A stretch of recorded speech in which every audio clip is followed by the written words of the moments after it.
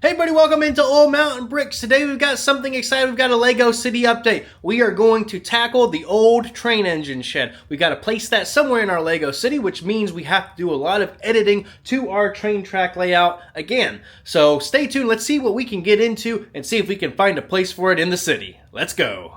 Okay, so let's see if we can make some room over here. Again, things have gotten kind of crazy in this area, so we need to kind of get stuff out of the way in order to get the train engine shed over here.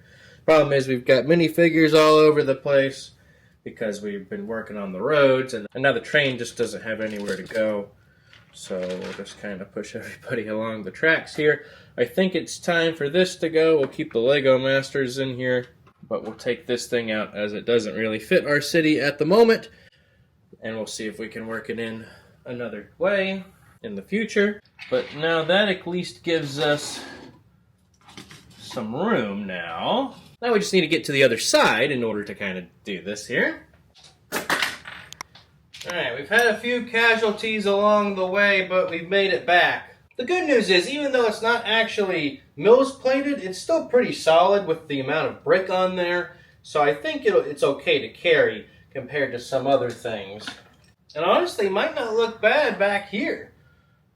Now that I think about it, it just doesn't make sense for a train to get into it. So the only way this is going to work, I think, is if we already had this offshoot of train track right here. So we're just going to kind of take that off and see what it looks like. So it would look something like this. We've already run into an issue here. Even though this is done 4 studs apart, it's not lining up with the tracks here. We would need to use some flexi track in order to get it into the right spot. So, and the road would be right up against this plate, which we would again need to modify just a little bit, but something like that. So what I would try and do is also, because you get this little bit of extra room back here on the curb that you can't really put a full modular building in. So I would try and scoot this back as much as I could, but it also gives us some more room with the flexi track to maybe make this work, while allowing the road to kind of go this way still and kind of work into this corner and allow a little bit more room.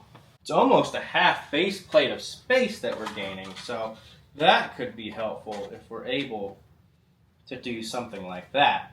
I think that'll be the way to go. If we add basically a half base plate of space right here in order to kind of complete the front of this, that'll then allocate 2.5 base plates worth of space for this. But I think that'll be helpful moving forward now that I kind of see it here. So let's go ahead and bring this back over to the desk and kind of see what we can get figured out with it. Okay, and just to clarify what we're trying to do here, so you can see where this lines up like this. So you can see it's off by just a couple studs when you look at it here. So it needs to, I think, a bit of flexi track somewhere along this. So I've kind of taken this over here. The switch goes like this and then into that. However, we've also got this over here we need to figure out. So I think we're going to try and play with that to see if we can get like another switch in here in order to make sure we use both of these tracks efficiently. So I'm just going to kind of set up the old time lapse and see what we're able to figure out.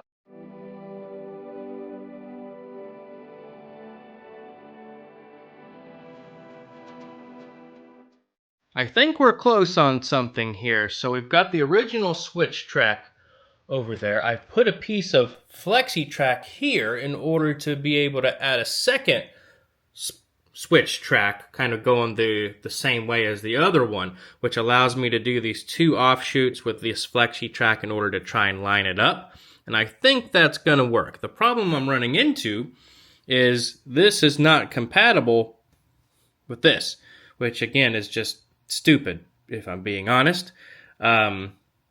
So what you could do is kind of just rip all that out and just put in the regular if you wanted to, especially on the outside. The inside's more complicated because it doesn't really have the area in order to do that without really kind of destroying everything inside. So I might need to make some illegal modifications in order to make this happen, but we'll cross that bridge when we get to it. But the next thing, we just need to make sure it can go up the amount of plates that I need to. So I've got some other miscellaneous plate here, so I'm going to try and raise it up just a little bit just to make sure that'll work, but I think that'll be fine. Even though it's not really going to attach very well over here, it's going to at least raise it up just a little bit in order to make that work for us. Okay, after a little bit more of tinkering, here's what I was able to come up. So we have the original switch. We go into a second switch via one piece of flexi track. From there, it causes an extra 4-stud gap. That's what was causing the issue.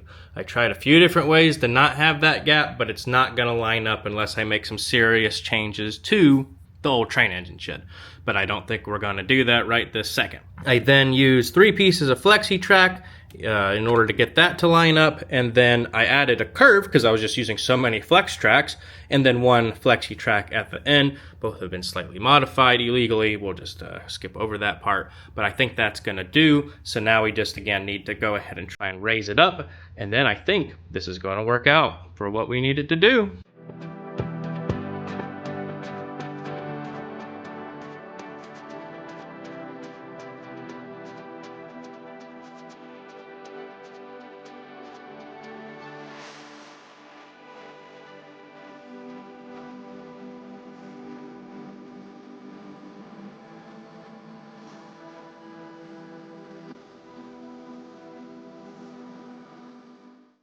So I've decided I'm going to cut my losses somewhere here. So there's going to be a small gap wherever I do it. So the best thing I've got now is having a gap here and keeping this kind of squared up right here. But I think having a gap somewhere is just unavoidable if you're just using standard Lego track. I'm sure there could be a third-party solution I might look into in the future, but I think it does work. We'll test it out when the train's actually running, but as it goes down the track here, it does go over that, has a little bit of a bump, but for the amount of times it's going to have to go over it, I don't see it's going to be too big of an issue in order to kind of get back to the main track here from it just kind of going into storage on this side. That one's going to be not used as much, I think, so I'm going to keep the switch normally this way. I've also added a little bit so I can kind of mills plate it eventually in the future for landscaping and such there, or more industrial looking kind of area over here. I'm going to leave the tiles kind of as is with the brown until we kind of get to that point. But I think we're going to go ahead and try and put this back in the Lego City and just kind of see if it all lines up. Okay, and here's the updated area. So what we were able to do, we took out that tiny train station as we got a bricklink one coming for the next thing we ordered there. And you can see kind of what's happening here. We've got the first switch, and then the second switch leading to the train engine shed over here. And we've kind of tacked everything together with those 2x2 bricks to make sure we're not getting any bad separation. Because now this kind of leaves us like a half base plate right here where we can put some of these utility vehicles. This base plate's going to have to be some sort of decoration anyway because it gets cut off by the train track because the table's not big enough to go around. That's why we've got this little gap over here, even though it's flush basically everywhere else. And the road's going to go right up there, turn, and go that way. So there is enough going on there and still enough room to add more modular buildings along the back. So if we squeeze back here, again, we have that little gap we talked about, but I think it's working well enough here. And you can see the rest of the thing goes around quite nice there. And again, there's the half base plate in the back, which again, we can't really use too much of anyway. So I'm okay having that. We can add some more detail later on there. So what that means over here, since there's 2 usable half base plates for 1 base plate for something in the future, maybe something related to the train and yard or train engine shed would be nice. But you can see the road and the Avenger complex isn't doing very well at the moment, but again, that'll be for another update to re-tackle. But something we didn't do the other day when we did our train update is we didn't run the train when we did it. So let's test some things out here. So we just turned the train on, so let's send her around. Make sure things are going okay.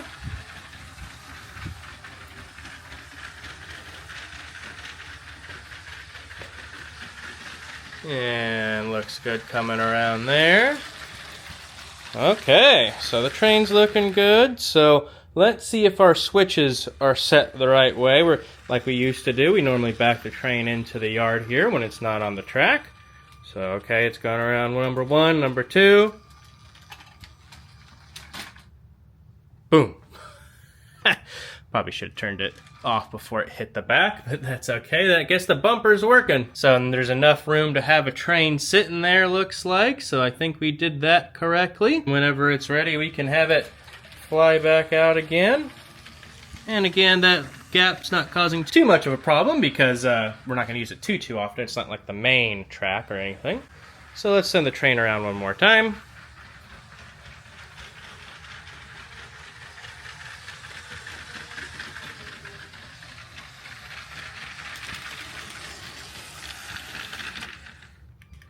And back.